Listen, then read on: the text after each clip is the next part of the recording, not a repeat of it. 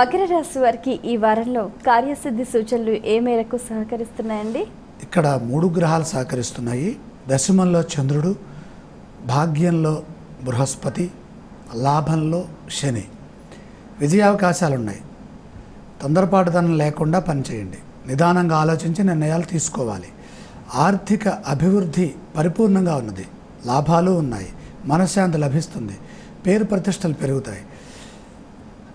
అంతా సవ్యంగానే జరుగుతుంది. శ్రద్ధ కలిగి పనిచేయడం ద్వారాగా ఈశ్వరానుగ్రహంతో అదృష్టవంతులవుతారు. పొరపాట్లు జరిగినా వాటిని ఎక్కువగా ఆలోచించకుండా ధర్మ మార్గంలో వాటిని సరిచేసేటటువంటి ప్రయత్నం చేయాలి.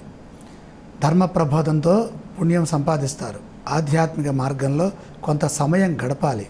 పూర్వపుణ్య విశేషం వల్ల స్థిరమైన భవిష్యత్తు ఏర్పడుతుంది. మకర రాశి వారు పఠించవలసిన స్తోత్రాలు ఏవండి?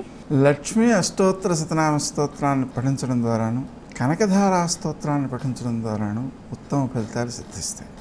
ఆలయ సందర్శన క్రమంలో ఏ దేవీ దేవతలను దర్శిస్తే మంచిదంటారు?